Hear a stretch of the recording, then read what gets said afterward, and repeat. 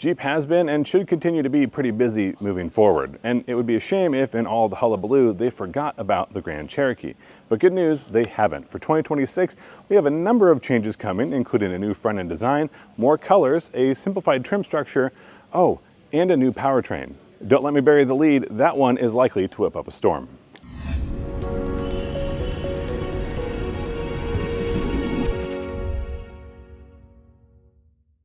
While simplifying the lineup, Jeep has looked to make sure they don't really lose anything. And one of the most important things within their heritage is having a trail-capable vehicle. And that's why we still have that Trailhawk, which you can get in that 4xe trim, one of the more expensive ways to do it, but also probably one of the more interesting. And of course, you can get things like better ground clearance, your tow hooks up front, and a wheel and tire combination that's designed to match this use case rather than your everyday on-road driving.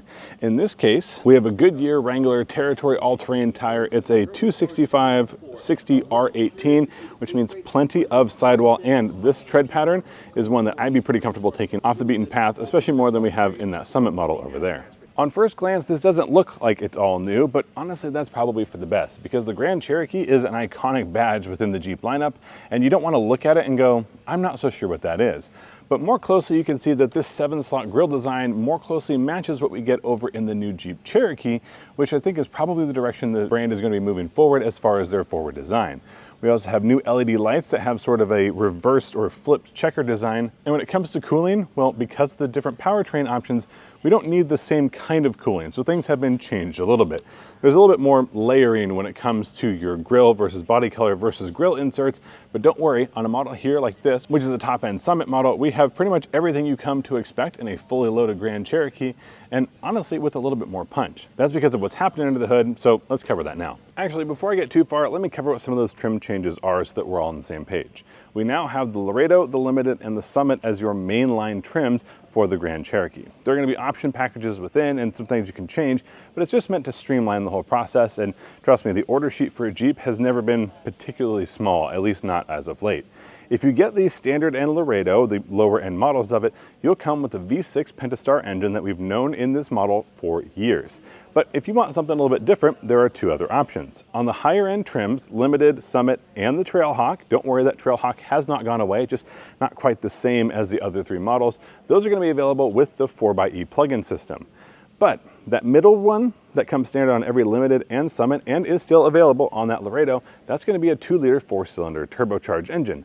But it's not the same as we had in the outgoing model. Jeep says it's a completely different engine. Let me show you. And this is that engine. Now this is a 2-liter 4-cylinder turbo, which is a product we've seen within the Grand Cherokee before, but this one has nothing in common, at least that's what Jeep says. And that's why they're calling this a Hurricane engine. We've seen Hurricane used in other models, the first time it's been applied to a 4-cylinder here. And there's good reason, because there's a lot of technology built into this and it comes out to a lot of performance. Let me start right there, 324 horsepower, 332 pound-feet of torque. It'll be running through their 4th generation of a TorqueFlite automatic transmission that is going to be an 8-speed, and it'll be able to tow up to 6,200 pounds. So all around, pretty impressive. But what makes it more unique, I think, is not only that it's pushing out 35 pounds of boost, it's also going to be the dual port injection that we get. So we have direct injection, we have port injection, and with the direct injection is going to be paired with their new TJI, which is their turbulent jet injection, to go ahead and basically get more power out of the system. This is going to be less fuel consumption and more power compared to not only the outgoing model, but to most of the competition. And when you put this side by side with some of the other competitors in this segment, this is going to come out very nicely. And Jeep is very proud of it. I'm excited to see what other products we might see in the future. One of the things I'm most curious about is going to be our fuel economy numbers, but there is no testing at this point, so we're going to have to wait on that one. In the meantime, I think this is one of the more interesting options you can get for powertrains in the Jeep, but don't forget, we still have the Pentastar and we still have that 4xe. Let's take a quick look inside. Now, there aren't going to be a ton of changes here, but this is going to be based off of the Summit model, so the top-end trim and the top-end look. We'll take a quick look here at the seats, and then I'll go ahead and turn that beeping off. Basically, you can see this is the nicest way you can get your Grand Cherokee interior with lots of accented stitching that just happens to match the exterior very, very nicely.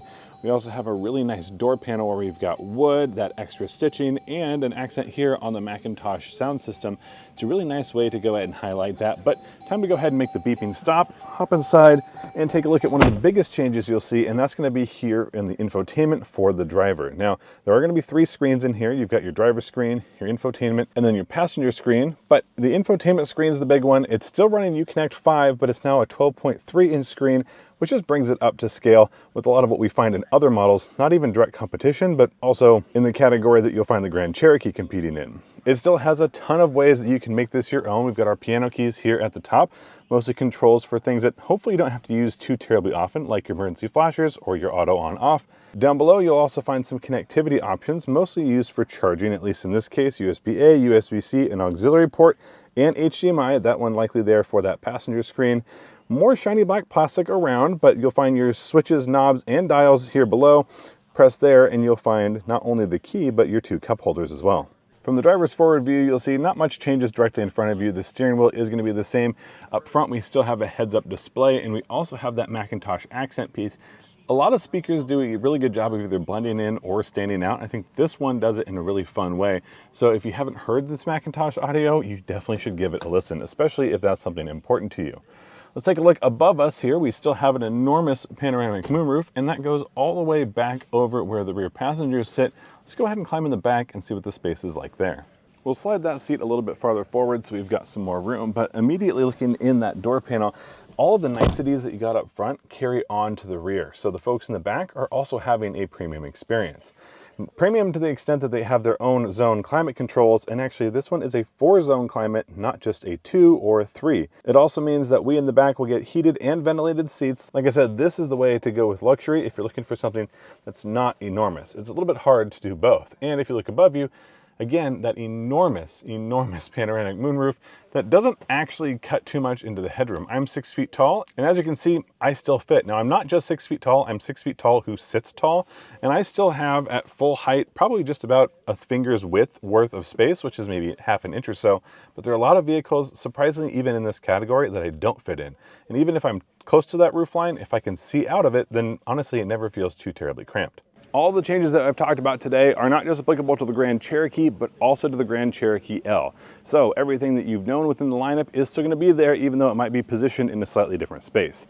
And I'm most excited to see what that new engine does, because yes, a bigger screen is nice and an updated front end I think is pretty good looking, but I want to know about the heart of this. I want to know about that powertrain, and that's the one I can't wait to see. So if you're interested in what that looks like, if you haven't already, go ahead and like and subscribe so you can see when we do get a chance to drive that video, either later this year or early in 2026. One other piece of information that will probably have more than we do now is going to be about pricing, because at this point, no pricing announcements from Jeep, but what we should expect is small increases at least over last year. That means the starting price of just about $37,000, $38,000 is probably the floor of things and will be a little bit higher up. So let's say it starts a little closer to 40. And then obviously there are a whole lot of ways you can build your Jeep, whether you want a Summit Reserve with all the fixings, or if you want something a little bit more capable, like a Trailhawk, or if you say, hey, listen, I really like a Jeep Grand Cherokee, maybe even a Grand Cherokee L, but I don't need all of the other stuff. Then you're looking at a base model 4x4 with V6 engine, and you call that good. Don't worry, that should still be available to you. But of all the Grand Cherokees available, let me know down in the comments which one is your favorite.